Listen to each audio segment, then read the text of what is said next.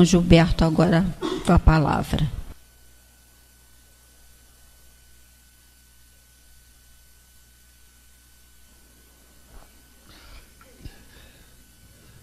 Então, boa noite a todos. E hoje vai ser uma palestra, um comentário diferente. Vocês vão observar. Nós vamos ainda sob as lembranças e as vibrações da comemoração dos 53 anos, porque na terça-feira de manhã, dia 1º de maio, é que nós fizemos 53 anos de fundação da casa. Então foi uma festa, as assistidas, que vêm aqui o ano inteiro, como a gente faz sempre, recebem um cobertor. E tem um bolo que a gente oferece até hoje. Os convidados, os companheiros, colaboradores, trabalhadores, uma vibração intensa. E então, ainda sob esses efeitos, nós vamos falar sobre os 53 anos da casa, um pouco sobre Eurípides Barçanufo, que foi o nosso mentor, porque o que a gente pensa? O fato do Chico ter recebido a mensagem de Eurípides dizendo que poderia colaborar conosco. O fato de Dr. Bezerra ter dado algumas mensagens para nós, através do Chico, no início. Então, cria-nos uma responsabilidade de nós pautarmos o nosso trabalho, como sempre tivemos esse cuidado, visando Jesus, o Evangelho, Kardec e o nosso Chico. E os exemplos dados por Eurípides. Então nós sempre pautamos, é claro, guardadas as devidas proporções, quer dizer, a nossa casa é a orientação de Chico Xavier, Kardec, do Evangelho, claro, e de Eurípides Barçanufo. Não podia ser diferente. Então, para quem não conhece, em meados de 1965, no mês de março, através da iniciativa de João Carlos, que tomou a iniciativa, nós éramos amigos, vejam como é que a coisa funciona. Nós já éramos amigos. Nós frequentávamos um clube social na época, lá na Praça Seca, e então já éramos amigos. Nós participávamos de um ciclo literário, onde a gente estudava filosofia, enfim. Então nós já éramos espiritualistas, antes de sermos espíritas. E Kardec até recomenda essa posição primeira. Porque quando é assim, o fenômeno é secundário. Emmanuel, inclusive, ratifica essa posição, quando ele diz que o fenômeno, em doutrina espírita, está em segundo plano. Então, nós já tínhamos a formação espiritualista. E frequentamos uma casa durante 2 anos, ou 3, por aí, no Meier, quando nós saímos, e o João, então, tomou a iniciativa de... Vamos ao Chico perguntar se a gente pode fundar um centro espírita em Jacarepaguá. E fomos em março de 65. E o Chico disse, fica um de vocês aqui. Isso foi na reunião de sábado à noite, porque eu vou, nas minhas preces, pedir aos benfeitores para ver o que acontece. Então, o Francisco Rogic, que foi o companheiro, ele ficou, ele tinha condições de trabalho de ficar. Na segunda-feira ele assistiu à reunião da noite e então o Chico disse para ele que Eurípides, durante a prece, tinha aparecido a ele, Chico, e dito: diga aos rapazes, e eu falo sempre que naquela época esse termo cabia a rapazes, que eu estou pronto a colaborar com eles, se eles quiserem. Olha só que responsabilidade. Para mim foi não só uma responsabilidade, como uma preocupação. Nós conhecíamos pouco de Eurípides. Tem algumas mensagens em Ceareiros de Volta e no Espírito de Verdade, de Eurípides. O único livro que existia na época era Subsídios para a História de Eurípides Barçanufo, que foi lançado em 1962 por Inácio Ferreira. Depois vieram outros livros da Corina Novellino, do Jorge Rizzini, e tem até outros hoje, falando sobre Eurípides. Então, quem foi Eurípides?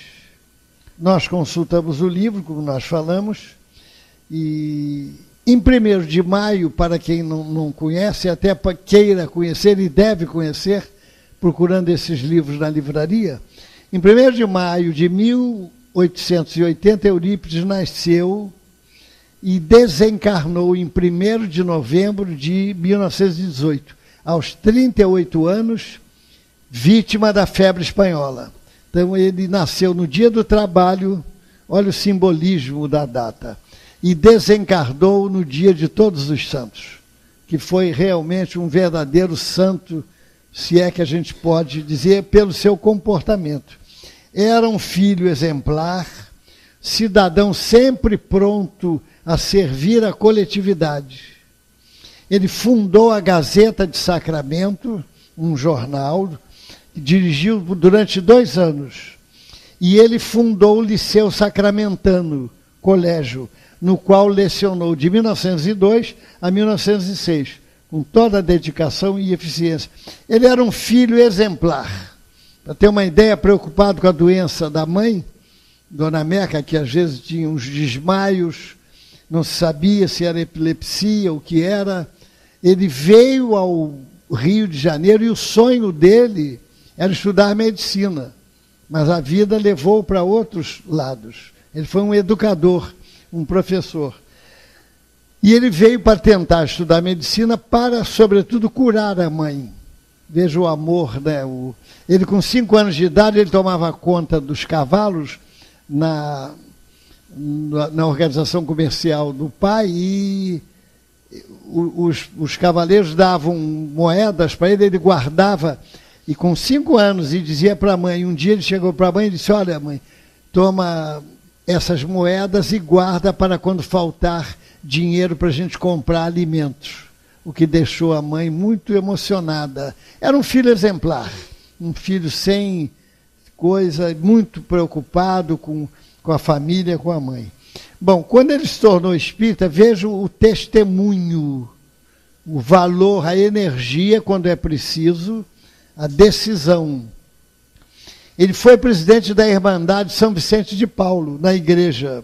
E quando ele se tornou espírita, ele achou por dever falar ao padre que Antônio da Rocha Maia, não só para dizer que ele era espírita, como para devolver a Bíblia que o padre tinha ensinado a ele, tinha emprestado a ele. O que aconteceu durante o contato com aquele padre, a gente não sabe. O fato é que ele pegou uma obsessão grave, o padre foi colocado em camisa de forças e levado para o hospital numa carroça, diante da palavra de Eurípides dizendo que não era mais católico, que era espírita. Porque é da natureza humana. A criatura normalmente quer um monitor para tomar conta do procedimento e da vida do próximo. É muito comum isso, né? As pessoas se dizem muitas vezes sofredoras, lutadoras, porque ninguém a compreende. Mas não, elas é que querem que as pessoas mudem. Quando eu me tornei espírita, Também eu tive um parente, porque a gente ficava até tarde, a gente queria sorver aquilo, nós ficávamos até tarde estudando na casa de um amigo, quando nós começamos as primeiras reuniões espíritas de estudo do Evangelho e do Livro dos Espíritos. E às vezes a gente chegava tarde em casa. E um parente, ele quando encontrou essa pessoa que nos introduziu no Espiritismo, ele teve uma discussão, quer dizer, ele não discutiu porque o espírita entendeu a posição dele. Ele ficou muito nervoso, muito falando alto, e que ele tinha mudado o nosso comportamento, que aquilo não era possível, não era certo. Então, vejam, eu me tornei espírita, eu tinha 21 anos de idade, quer dizer, eu já pensava em casar, porque ninguém é perfeito, né? Acaba casando, né? Então, eu tinha que tomar conta do meu procedimento, porque essa criatura, inclusive, era católica. Então, ela não gostou da gente ter... Eu era católico, com a minha família, católico social, que era missa de 7º dia, batizado e casamento. É onde a gente ia, né? Então, a pessoa tem essa... A pessoa muda, quer mudar. Olha, um psiquiatra, amigo do Chico, o Chico perguntou, como é que vai seu filho? Ah, meu filho vai bem, ele comprou um ferro velho, uma lojinha, até tem uma carroça que ele leva, ele está feliz da vida. Mas o Chico perguntou, mas ele não quis estudar? Não, ele não quis estudar. E você? Ah, eu estou felicíssimo, porque é o que ele quis, é o que ele quer fazer, gostou. Então, o pai dele, até muito aberto, né, muito esclarecido, ficou feliz porque o filho quis ser comerciante de ferro velho e ele achou legal, vou dar força a ele. Então, é assim que funciona. Então, Eurípides, retornando a Santa Maria, depois que se tornou espírita, sabia que a cidade foi um rumor, toda a cidade contra ele, nós vamos ver isso, e a própria família. Quando ele foi a uma reunião no Centro Espírita em Santa Maria, ele recebeu uma comunicação de Vicente de Paulo, que foi seu mentor. Olha o que ele disse: abandone sem pesar e sem mágoa o seu cargo. Convido-o a criar outra instituição, o cargo da igreja que ele possuía, cuja base será Cristo e cujo diretor espiritual serei eu e você, o comandante material. Afaste-se de vez da igreja, porque é comum, muitas vezes, a gente dá uma no cravo e uma na ferradura, né? A gente não sabe, né? De repente, não sabe o que é que vem, né? Então a gente cerca por todos os lados, se for possível. E o Vicente de Paulo continuou: as portas de Sacramento vão fechar-se para você. Os amigos afastar-se-ão, a própria família revoltar-se-á. Mas não se importe, proclame sempre a verdade, porque a partir desta hora as responsabilidades de seu espírito se ampliaram ilimitadamente. E Vicente de Paulo deu uma notícia que não é fácil não, viu?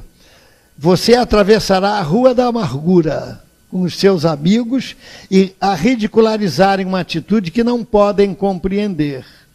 Quer dizer, então, o pessoal passava e chamava Eurípides de louco. O professor ficou louco na escola, o professor enlouqueceu. A própria família o separou, a própria família. E era um rapaz corretíssimo, reto. E aquilo que nós falamos, quer dizer, o que se passou entre os dois, entre o padre e ele na sacristia, ninguém sabe.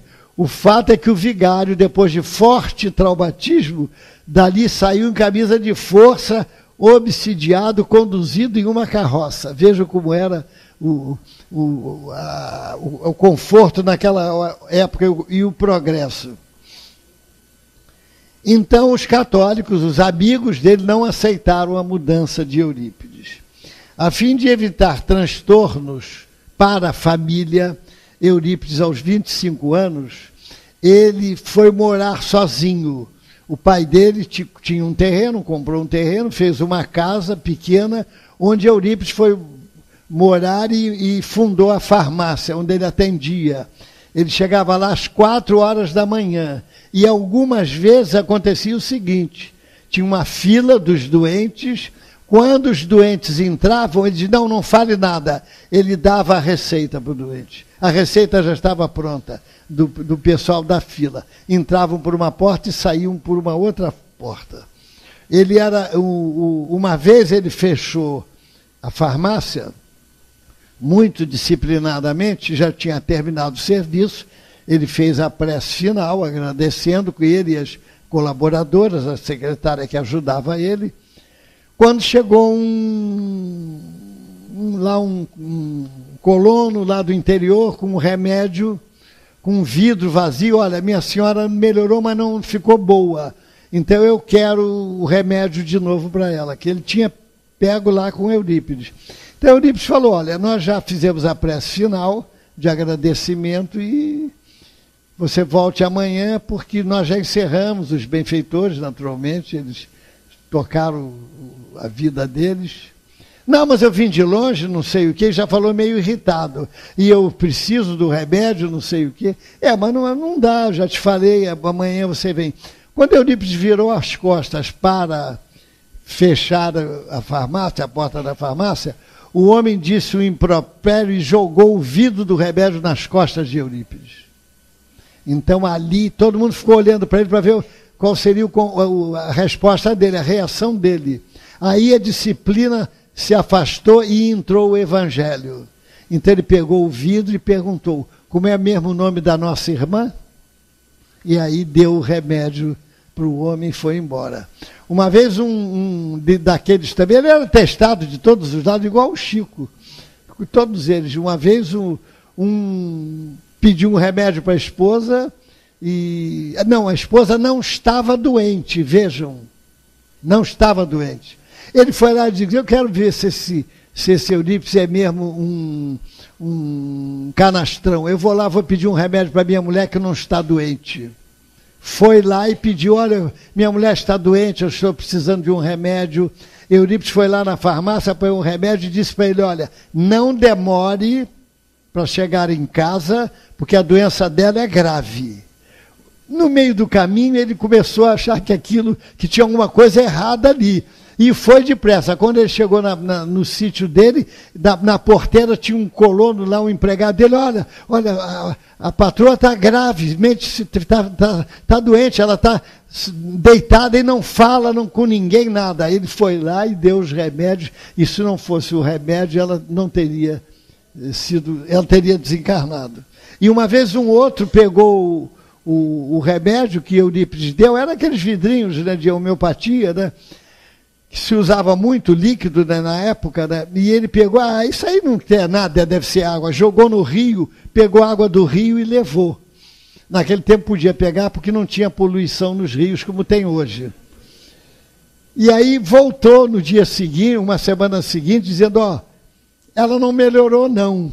Ele, tudo bem, eu vou dar outro remédio, mas esse tu não joga no rio não, tá? Você dá para ela. Quer dizer, então ele era essa tranquilidade. Um ano após a conversão de Eurípides, a família se refizera do primeiro choque. E certa feita, a sua mãe procurou ele, Eurípides, e disse, olha, seu pai manda pedir que queime esses livros espíritas, porque ele não quer filho doido em casa. Eurípides responde com uma pergunta serena, afável, meu pai conhece o Espiritismo?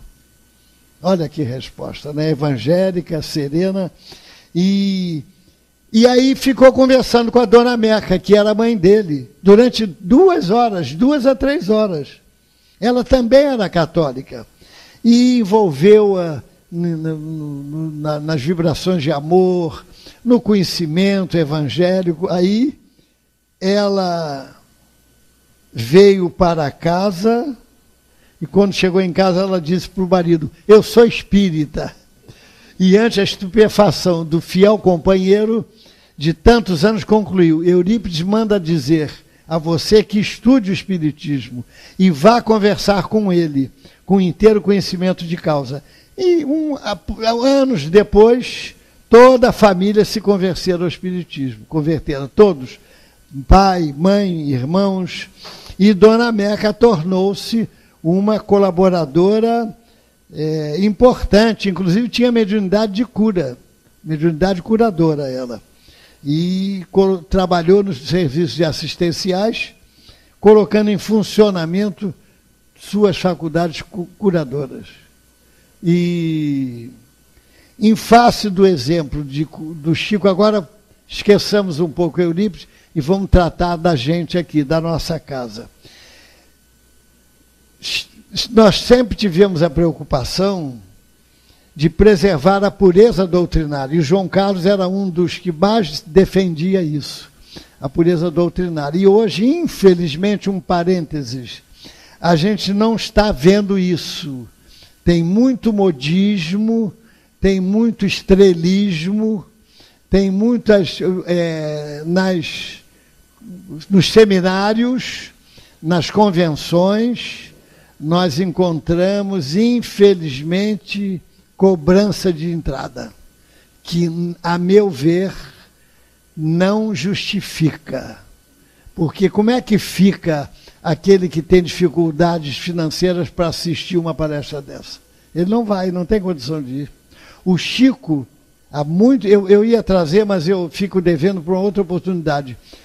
Há muitos e muitos anos, ele foi entrevistado por Jarbas Leone Varanda, que era um espírita de Juiz de Fora, de Uberaba, e ele estava preocupado com o elitismo no movimento espírita, naquela época, pela sua mediunidade profética. E ele então disse uma vez, por isso eu estou confortável para tomar essa posição. Ele disse certa feita, com todas as letras, se eu fosse em algum lugar que eu soubesse que estavam cobrando entrada e eu tomar parte, eu daria meia volta, daria todo o dinheiro do meu bolso e iria embora. Porque não tem justificativa. Nós trouxemos aqui quantos oradores? Oradores do Pará, mais de 40 oradores. Eu, Gilson, trouxemos. Quando não ficava na casa do Gilson, a gente armava companheiros, amigos, ou então eu Atel. Mas nunca nós cobramos um centavo sequer.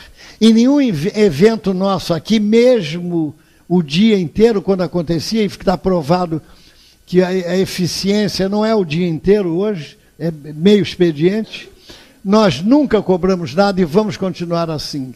E vocês alguma vez notaram nós pedindo dinheiro aqui para o centro? Nunca.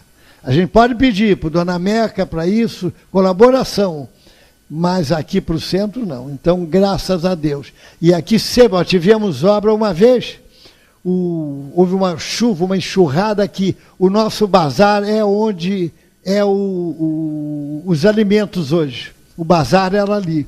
Então, arrebentou a parede, foi lama para tudo quanto é lado, enfim. Alguém aqui, você lembra, Lídia? Você é antiga aqui, hein?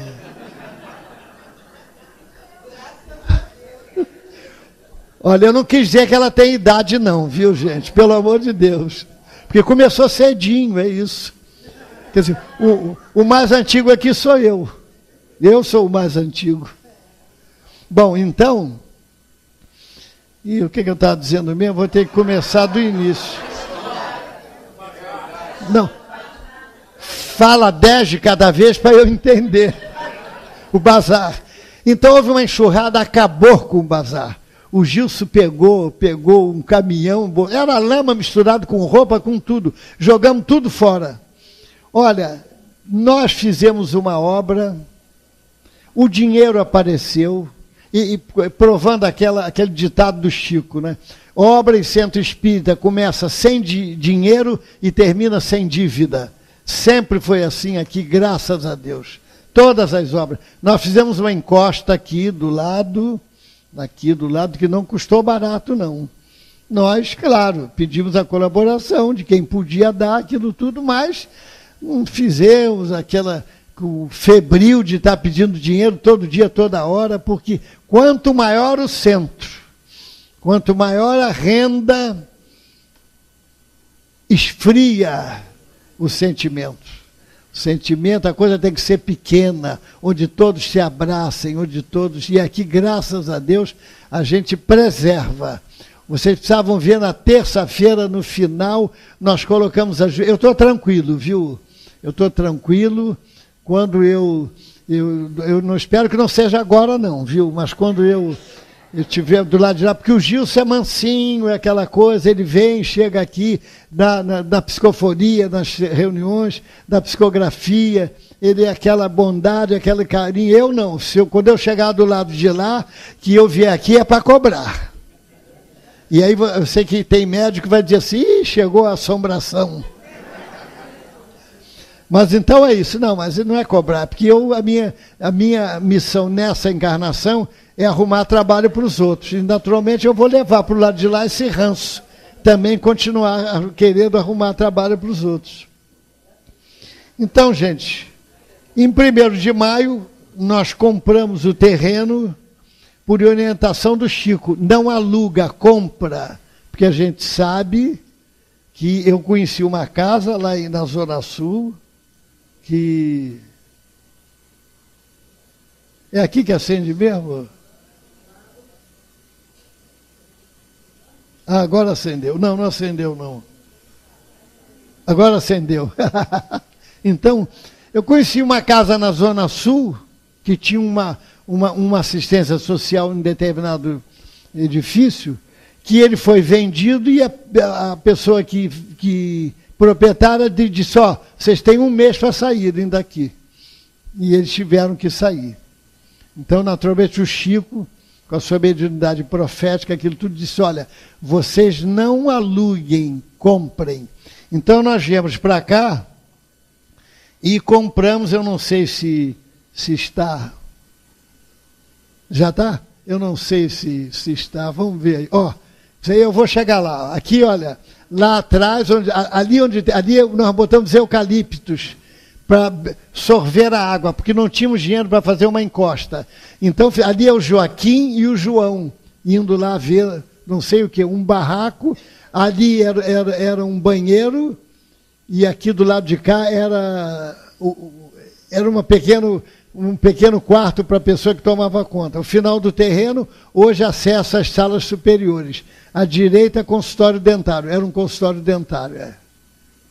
Vamos lá. Aqui Joaquim e João olhando. Olha só como é que era. A obra, o muro. Ó, não tinha nada, ó, não tinha nada do lado de lá. E aqui, olha, uma psicografia que está aqui, o original, quer dizer, a cópia do original está aqui, do Chico, do Dr. Bezerra, melhor dizendo, dando orientação para nós.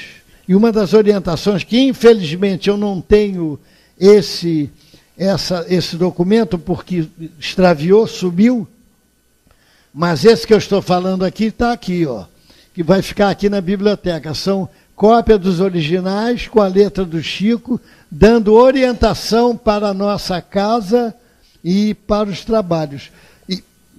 Esse que extraviou, nós todos tínhamos experiência mediúnica no outro centro que nós frequentamos. Então nós quisemos fundar uma mesa mediúnica aqui, formar, quando fomos ao Chico perguntar. E que sempre quem dava as comunicações, no sábado de manhã o Chico reunia os dirigentes espíritas de São Paulo, de Goiânia, de Minas, do Rio, que iam lá, ele reunia de manhã para dar orientação, e todas as orientações, quem dava era o Dr. Bezerra de Menezes. Não era o mentor das casas, o que nos levou a entender que o Dr. Bezerra é o diretor espiritual do movimento espírita no Brasil, pelo menos lá em Uberaba, no Chico. Então a gente ia lá e pegar orientação. E fomos perguntar se podíamos fundar a mesa mediúnica, quando o Dr. Bezerra disse que não, que nós não podíamos porque não tínhamos o respaldo da assistência social. O que vem confirmar que o médium precisa trabalhar na assistência social como defesa. O Chico dizia que o médium precisa ser alegre como defesa das vibrações negativas que ele recebe quando ele trabalha na mesa mediúnica. E também trabalhar na caridade, porque aí ele passa a ter moral diante daqueles espíritos que vão cobrar dele. Ah, o fulano fez isso, fez aquilo. Não, você falou certo. Ele fez no passado. Hoje ele é uma outra pessoa. Basta você olhar e ver que hoje ele já tem preocupação por ajudar as pessoas, aquilo tudo. Então aí nós rapidamente construímos o que é a farmácia hoje. Eram 2 salas, uma para os médicos, outra para os dentistas. E depois voltamos a Uberaba e aí o doutor Bezerra disse que a gente podia trabalhar. E veja outro detalhe. Infelizmente é uma realidade. Todos nós morávamos na Praça Seca. Vocês já imaginaram se o centro fosse construído na Praça Seca hoje? Não teria uma frequência muito pequena. Então o Valdo Vieira, a honra seja feita, o Chico também falou, vocês façam junto ao necessitado, junto à pobreza, porque o rico tem muitos recursos. Então nós pegamos um ônibus, um carro, e viemos da Praça Seca para aqui, vejam, há 53 anos atrás, nós vimos aqui o que era isso. Então, olha, estudando o projeto que nós fizemos, ali era o Ney, um que ajudou a pagar o terreno, o rapaz chama-se Marcos, que era arquiteto, e o João coçando a cabeça, preocupado já com os problemas que ia ter. Nós estávamos no morro, que isso aqui era um morro, olha ali, ó. O João coçando a cabeça, já preocupado com o que devia ser. Se for para mim, eu não estou, viu? Estou ocupado. Outra também, ó, mensagem psicográfica recebida por Francisco Cândido Xavier em reunião do dia 15 de fevereiro de 1969, sábado de manhã, na Comunhão Espírita Cristã, para a Lalita, que ele tinha uma amizade muito grande para ela, e para nós. E aqui, olha como é que era ali, ó, do lado direito, era ali, ó, lá naquela porta lá é o salão, era o salão onde é o bazar hoje. Aquela parede ali era o bazar, e a gente, olha, a gente está aqui com as pessoas que eram atendidas, o atendimento era feito domingo de manhã, depois é que foi desdobrado para se atender todos os dias da semana. Olha como é que era, lá em cima era o morro aqui, o eucalipto que nós botamos, nós não tínhamos dinheiro para construir até lá, e ali onde tem aquele morro, o barranco, são as 2 salas lá em cima, aquelas 2 salas que a gente chama de céu, costuma fazer. O terreno depois de escavado, olha, o terreno foi escavado até aqui, isso aqui é um morro, depois fizemos lá em cima, acho que tem uma casa aqui, não sei se é da dona Niusa ou uma outra para cá. E foi interessante porque nós compramos o terreno e ficamos 2 anos pagando, porque não tinha dinheiro para fazer nada. Quando nós voltamos, no 3º ano, tínhamos recursos para fazer o salão, a cozinha e os banheiros, nós chegamos aqui, estava tudo escavado, o terreno estava limpo e plano, porque tinha uns homens que tinham caminhões e o terreno é bom, é saibro, e eles pegavam esse saibro para vender para as obras. Mas eles estavam avançando muito. E eu fiquei preocupado de eles avançarem na divisa com o vizinho de trás, o que ia dar um problema para nós. Aí, onde é que ele mora? Ele morava naquela rua ali, de subida, no Correio do Rio, acho que é. Aí eu fui lá e falei, ele não estava, eu falei, porque a gente pedia para parar e ele continuava, Aí eu fui lá e falei com a esposa dele, ó, fala para o seu marido que aquele terreno lá vai ser um centro espírita. Bom, dizer isso em 1966, 7, já imagina, né? O que ela pensou. Aí eu falei, olha, mas eu falei com todas as letras e o dono que eu indiquei foi aquele Ney, aquele que apareceu ali. E realmente ele era oficial da aeronáutica reformado, mas aí eu acrescentei um tempero que não era realidade, mas um tempero forte, porque às vezes, quando o doente é grave, não é, o doutor Ricardo, o remédio tem que ser forte, né? Então eu falei, olha, e ele esteve na guerra e voltou neurótico. E ele, quando se aborrece, ele fica muito irritado. Ele não gosta de se aborrecer, contrariado. Então ele mandou parar de tirar saibro daqui. Não, pode deixar, senhor, pode deixar. Eu acho que ele pegou até um caminhão e começou a querer devolver saibro. Então ficou assim, ó. Acabou? Ué. Oh, que pena, acabou. Bom, tinha mais fotografias, mas isso a gente depois, vocês procurem com o Carlos ali lá embaixo, que ele mostra as fotografias. Mas é isso. Então agora vamos fazer uma cronologia do nosso avanço ao longo do tempo.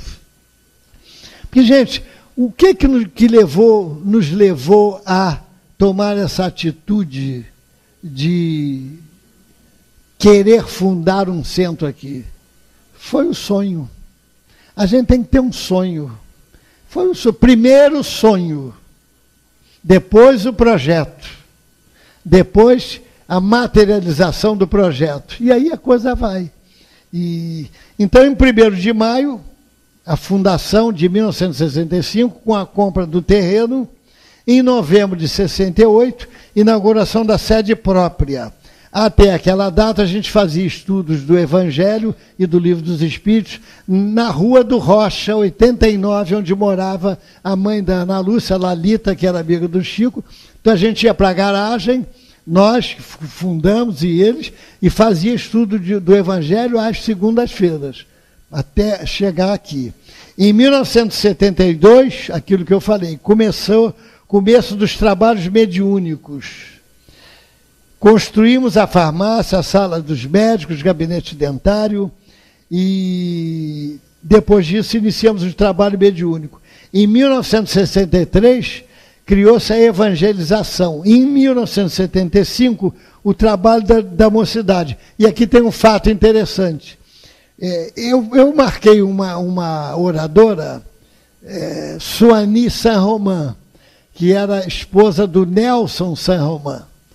E eles moravam no Encantado, ali, depois da Clarimundo de Melo, ali à direita, naquela rua.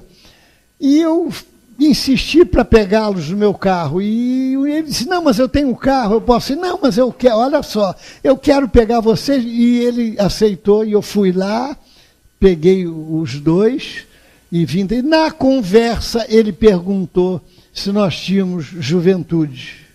E eu disse, não, lá tem muito pouca gente, muito pouco jovem, não tem nem condição. Eu falei. Quando ele retornou, a esposa dele fez a palestra, que nós retornamos, na despedida ele disse, Gilberto, se vocês quiserem, eu posso ajudar vocês com a evangelização. Tudo bem. Na semana seguinte dessa palestra, desse acontecido, eu perguntei a Nilce, que frequenta aqui ainda, que faz parte da mesa mediúnica, que trabalha aqui, contei o caso a ela. Ela disse assim, não, as minhas filhas vivem perguntando quando vai começar a juventude. Aí pronto, aí eu liguei o sinal. Aí na mesma hora, podemos começar sábado, Nilce, 4 da tarde. Fala com ela para trazer as amiguinhas, aquilo tudo. Então, em agosto de 1975, em agosto, nós começamos a mocidade. E o primeiro deles, um dos primeiros deles, tem outros aqui, que iniciou essa mocidade, Afrânio, está aqui à minha esquerda. Todos conhecem o Afrânio, que faz palestra e toma conta aqui. É Afrânio, é Marcos, hein? Não. Ricardina, esse povo todo é que estava aqui na época. Em outubro, novembro, a Lalita foi ao Chico, Uberaba. Olha o que o Chico perguntou. Escuta, Lalita, tem juventude? Olha só, nós tínhamos começado em agosto. Ele esperou. E tem um fato interessante para vocês verem a mediunidade do Chico, que é ímpar, é única.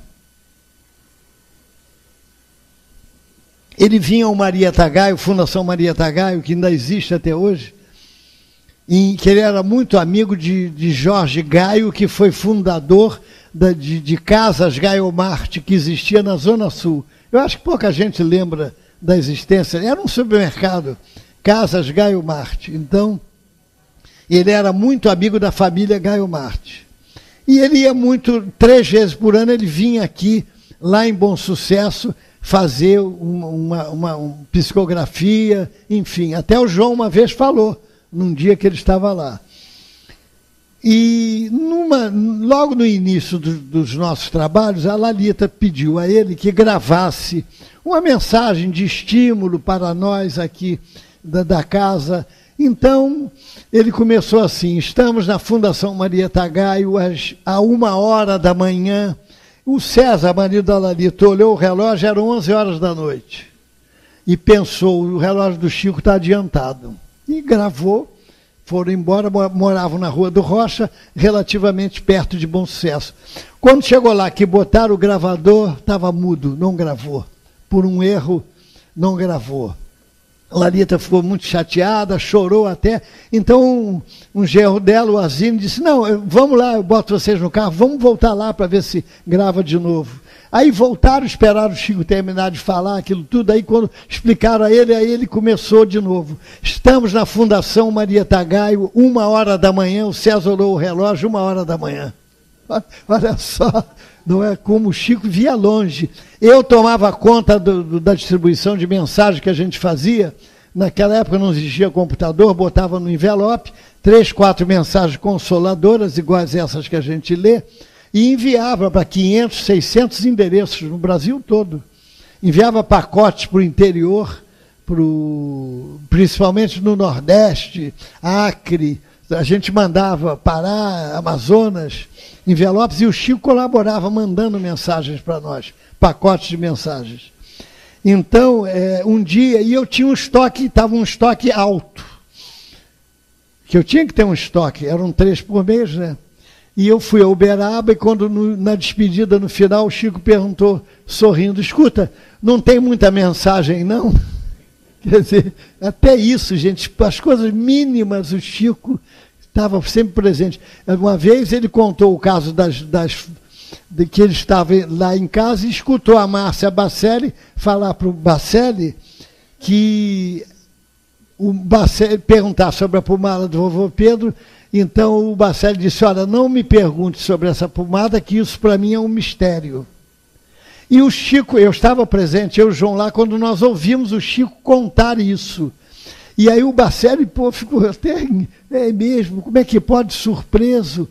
E fora 15 dias antes esse comentário da Márcia com o Bacelli. Aí quando ele terminou de falar, uma senhora que estava do lado dele falou: seu Chico, o senhor é um perigo. É porque ele lia o nosso pensamento, a gente não sabia como é que ia ficar na frente dele, meio desconcertado. Então é isso, gente. Vamos na cronologia, estamos terminando. Em 1981, João Carlos sugeriu a ampliação da casa. Nasceu o 2º andar, 1981, com o salão e as salas de evangelização. Hoje, com o anexo, nós temos 25 salas.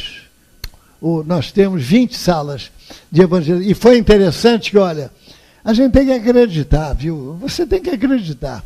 Em dezembro eu estava saindo da reunião com as evangelizadoras, quando elas insistentemente queriam mais salas, precisavam de mais salas. Quando eu vinha descendo, eu me lembrei que, no caso, a Vânia, que hoje é uma nossa colaboradora, que está conosco sempre, tinha umas salas que ela alugava ali, umas casinhas, mas era uma coisa muito tosca, o terreno era irregular. Aí eu digo: vou alugar as salas da Vânia. Vânia, você aluga? Alugo. Chamei um engenheiro e falou: Gilberto, não tem condição, nós temos que jogar tudo embaixo. Então nós jogamos tudo embaixo, eu fiz aquelas salas, anexo, todas, que é no terreno dela. Nós gastamos um bom dinheiro ali e alugamos, vejam, eu alugar. No primeiro ano eu fiquei preocupado. Se eles pedem as salas quando terminar o contrato, eu fiquei preocupado.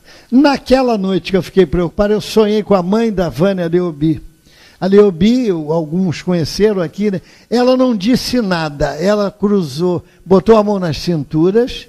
Ela já viu a mãe quando espera o filho para chamar a atenção dele de alguma coisa, abre as pernas, bota a mão na cintura. Ela estava assim para mim, como quem diz: Gilberto, você não está confiando na gente? Não está confiando em mim? Ela estava linda, de olhos azuis. Eu abracei e disse: Leobi, como você está linda. Eu acordei, ela não deu uma palavra sorrindo. E hoje, graças a Deus, a Vânia é uma colaboradora, veste a nossa camisa e nós estamos ali nessas salas. Fizemos um comodato de 20 anos, depois do aluguel, quer dizer, então a coisa funciona. É importante acreditar. Em 1981 foi criado também o coral com a Angelida. Fomos pioneiros, até então não existia nenhum coral em casa nenhuma. No início, 8 integrantes do coral. Depois o coral se dividiu com a Dilma. Não me perguntem por que dividiu, porque eram umas 20 ou 30 mulheres, né? Aí houve a divisão. Foi bom até, porque umas vieram para quinta-feira, não tem nada demais, e outras ficaram na segunda-feira, né? Quer dizer, 2 corais funcionando muito bem. Entre 1987 e 1990, vários núcleos foram criados, quer dizer, surgiram daqui. Vila Sapê, que muita gente conhece na Curicica, o GAPEB, Grupo de Assistencial Professor Eurípides Barçanufo, lá no Anil, que trata de jovens especiais. O Grupo Sentimento, que é um centro espírita, que é a Segunda Juventude, o Rodrigo, o Alain, o Leonardo e outros fundaram, o Marconi, lá no Rio Morto, no Recreio, Vargem Grande. O Núcleo Espírita Chico Xavier, no Anil, também surgiu daqui a ideia de fazer isso em 2005, o Núcleo Chico Xavier. Dona Meca, calma. Obra Social Dona Meca. O TEAR, foi criado o TEAR em 2007. A Obra Social Dona Meca, que abriu a Casa Lar, e em 2015, sobre a Casa Lar Baltazar, a pedido da Vara de Infância e Juventude. Então, gente, vejam quanta gente. E um dado gratificante, que nos alegra muito. A minha filha, que mora no Recreio, ela...